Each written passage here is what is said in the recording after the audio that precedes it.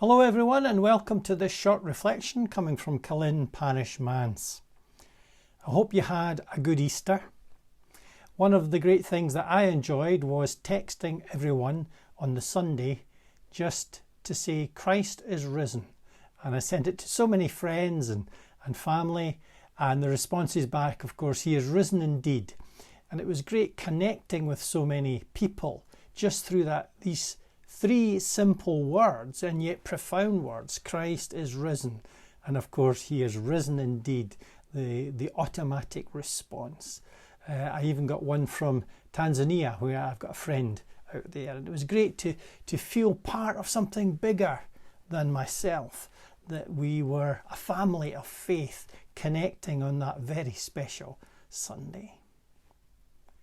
But I appreciate beyond words the fact that anyone watches these things that we record. We are a family of faith online. And yes, many of you are involved in the local church here in Killin or in Balquhidder, and you also watch it here. But many of you are further afield, or people who can't come to church at the moment. And therefore this online family is very important, and I feel very privileged to be involved in this and to be doing these reflections for you.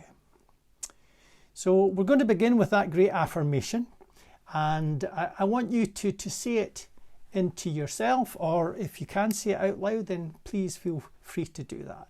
I say Christ is risen. Your response, he is risen indeed. I say this is the day that the Lord has made, and your response is we will rejoice and be glad in it. Let's give it a go. Christ is risen. He is risen indeed. This is the day that the Lord has made. We will rejoice and be glad in it. Amen. Well, over these next few weeks, I want us to look at Luke chapter 24.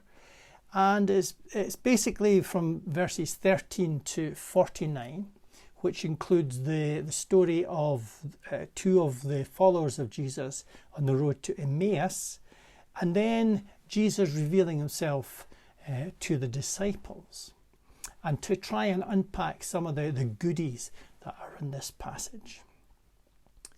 Now, you will remember, I presume, when England won the World Cup in 1966 against Germany, there was the famous commentator who said, "They think it's all over. It is now." And of course, that's a famous quotation. I think that's how the disciples might have felt. That it's all over. And particularly in relation to the Emmaus story that we will read in a very short space of time. But first, I want to show you my copy of this week's Spectator that's just come in. I haven't read it yet, but it's got Roadmap to Nowhere.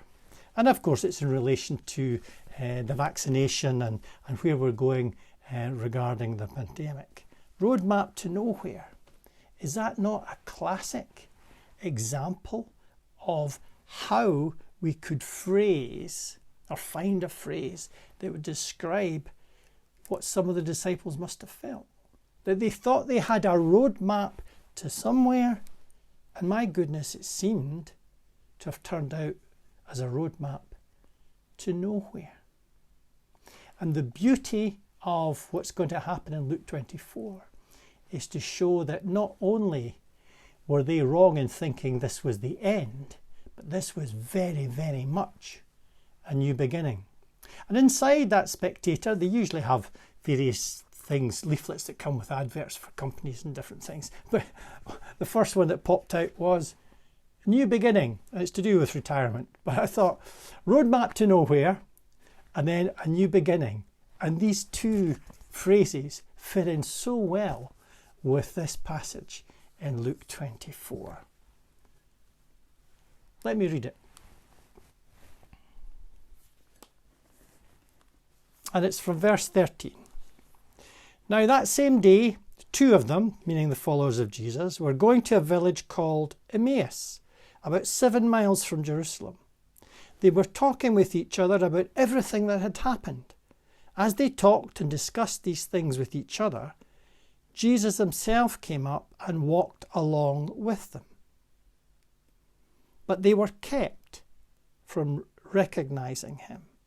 He asked them, "What are you discussing together as you walk along?" They stood still, their faces downcast. One of them, named Cleopas, asked, "Are you the only one visiting Jerusalem who does not know the things that have happened in these last days?" "What things?" he asked. "About Jesus of Nazareth," they replied. "He was a prophet, powerful in word and deed before God and all the people. The chief priests and our rulers handed him over to be sentenced to death, and they crucified him. But we had hoped that he was the one who was going to redeem Israel. And what is more, it is the 3rd day since all this took place. In addition, some of our women amazed us. They went to the tomb early this morning, but didn't find his body. They came and told us that they had seen a vision of angels who said he was alive. Then some of our companions went to the tomb and found it just as the women had said, but they did not see Jesus."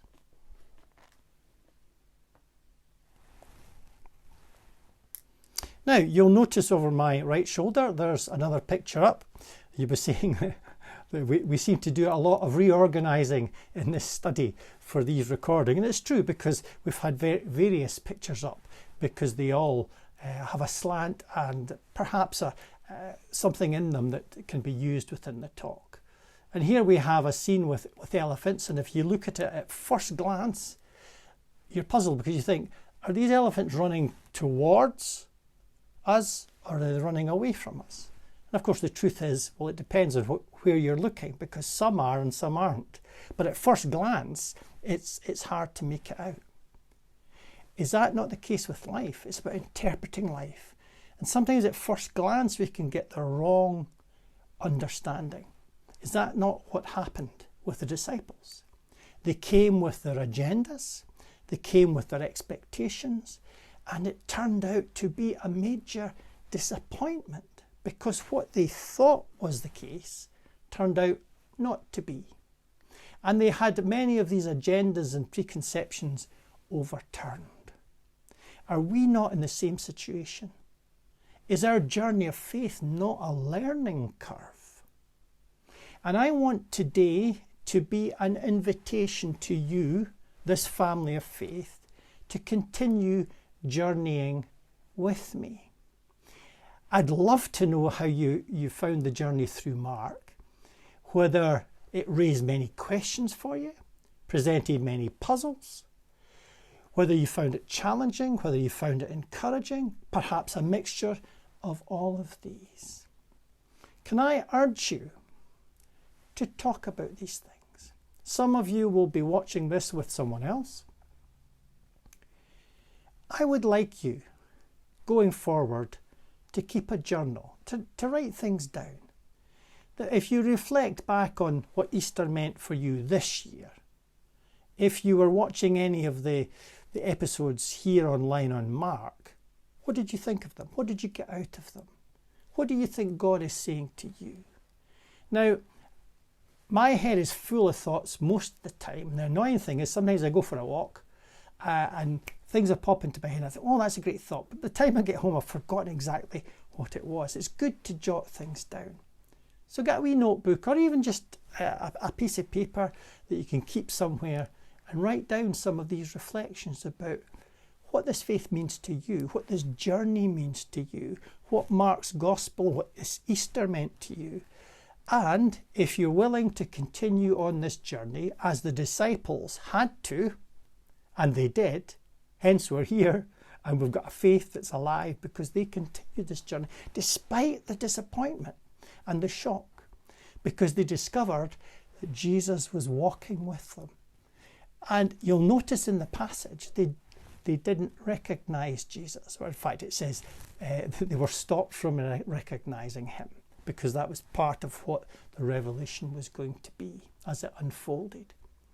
And as we journey through life and this journey of faith, sometimes there are things that happen that we don't recognize right away as a prompt or a prodding from God or a whisper of God's voice, because there's lots of other noises.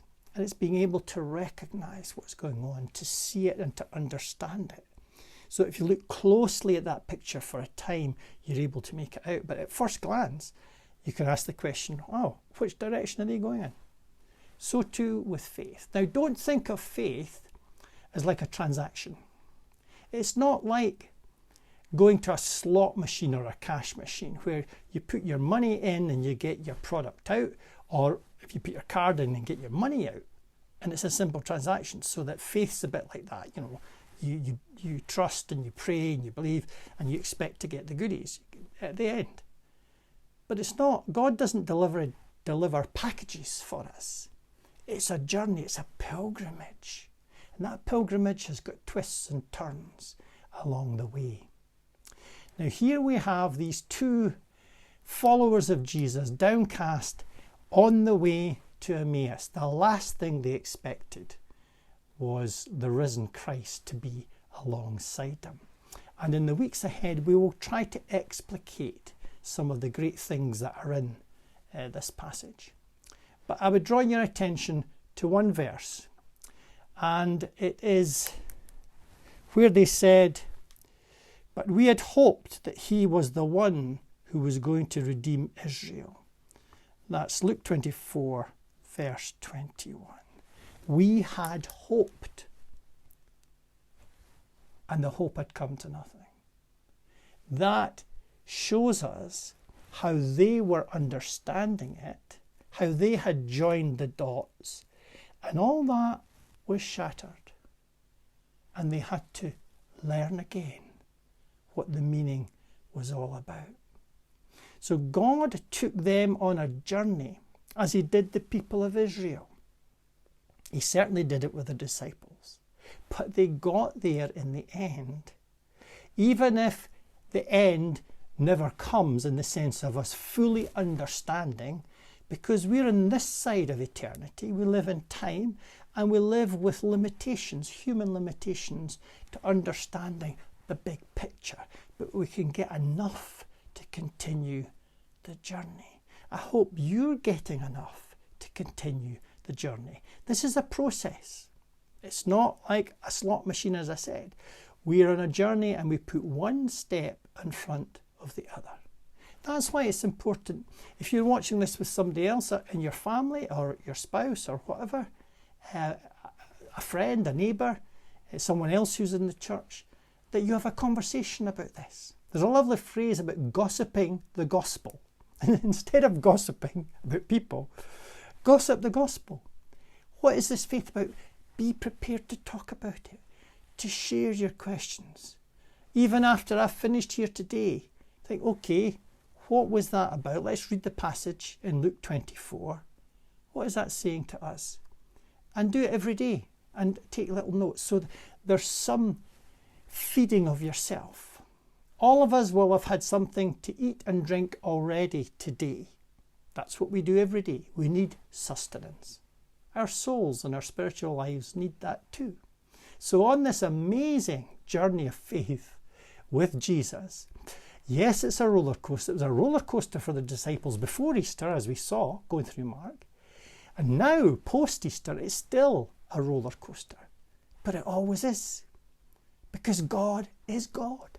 And these are big things we are dealing with. Amazing things. Things that get to the heart of who we are, why we're here, what is the meaning of existence, and what is the hope for the future. These are not small things that we can grasp and then just tidy away somewhere, put on a shelf. They're to be lived out. They're to be embedded in our lives. So can I urge you to continue the journey? And as we look at this passage, remember the disciples were on a learning curve. So are we. If you have questions, if you have doubts, if you have puzzles, I get that. I have them too. But let's journey together. And if there's any specific question any of you may have for me, feel free to email me. My email is revmoffat@gmail.com. revmoffat@gmail.com. Once again, thank you for watching and listening. May God be with you this coming week and those whom you love. Amen.